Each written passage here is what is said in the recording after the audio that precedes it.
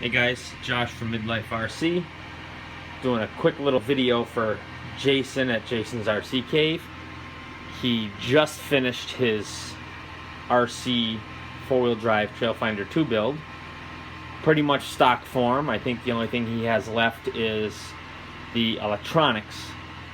And he asked a question of Trail Finder owners or experts. I am not an expert, just an owner. He was wondering about the front shackle, right? Let's see if I can get some better light on this, guys. Let's take a minute and show you. I've gone out to the shed, but in New England, it's gotten cold again. It even snowed this morning. So I don't know if you can hear the sound in the background, but I'm running a little heater off my floodlights. I got a generator going outside, power all this. But let me see if I get a little bit better light. Probably not. Jason was wondering, back to business, about this right here, leaf spring shackle, bottoming out on the lower fairing. It's common, Jason. I had it happen on both my build, I built this one, and my ready to run. I didn't think much of it either in the beginning, other than, hey, that seems to rob some flex. And I was going to just trim the fairing. But then after watching hours and hours and hours and hours and hours of videos on Trail Finders, somebody I will consider a Trail Finder pro, Race 730, if you haven't checked him out on YouTube, check him out. He does awesome scale work. Some of his early stuff was with Trail Finders. So what I did, Jason, to avoid cutting this and getting more flex, is I added the body lift, which brought it up a little bit, and that alone gives this room to clear the fairing. After the body lift, I also did what you have on order, these shooter shackles. Shooter shackles sort of make this a non-issue. As you can see, I mean, it doesn't get anywhere near hitting anything. The original piece doesn't even move, or the top piece of the shooter doesn't even move.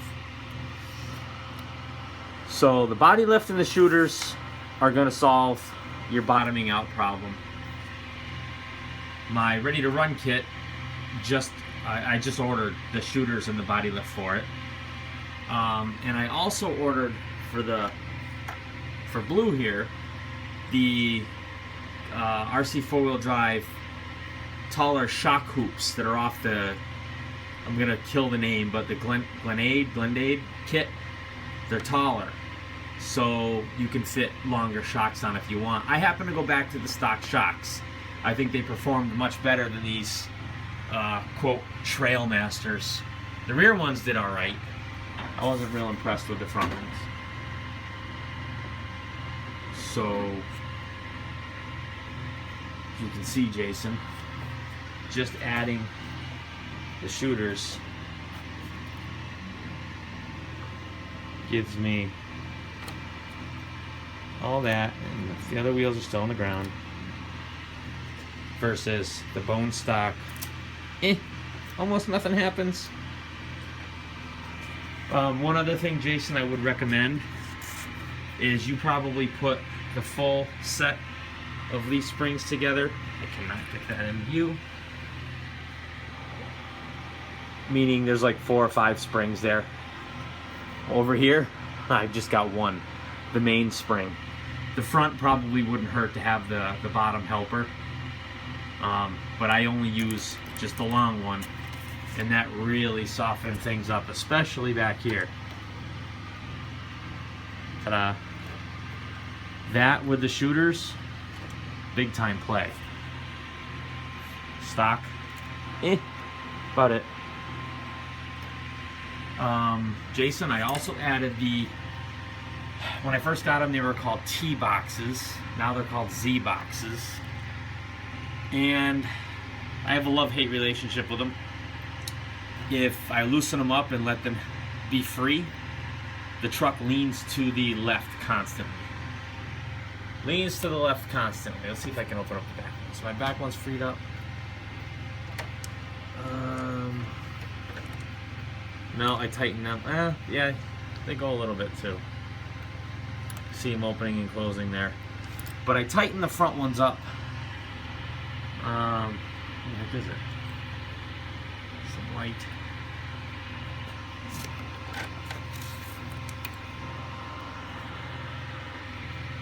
I tightened up the screws so the T-box actually sits up against the frame and doesn't do much of anything. It just gives the spring a little bit more drop. I found the truck rode more level that way, and I didn't lose a lot of flex. The back I left loose so they could open up. Try to stay out of my own light here. You can see that one right there. Oops. Let's see if I can see that bad boy. Open and close. So that's what I did, Jason. I'm not a professional. Oh yeah, I should show you the body lift. There's the body lift versus stock. And with the soft springs and the shooters, she sits right down and you almost can't even tell there's a body lift on it. I take the pressure off it and you can tell there's a body lift on it. One other thing I would recommend, Jason, nobody told me this, but when you get these little tune-up parts from RC4wd Drive, they're happy to sell you an overpriced piece of metal and not give you much for hardware to mount it. So I ended up at rpphobby.com, one of my favorite places to order parts for these guys, is this. This is a must-have. An assortment of button head screws, short, long, you name it. But you're going to find when you go to put some of this stuff on, just using the screws that came with the kit are too long. You're going to want shorter ones, vice versa for other things.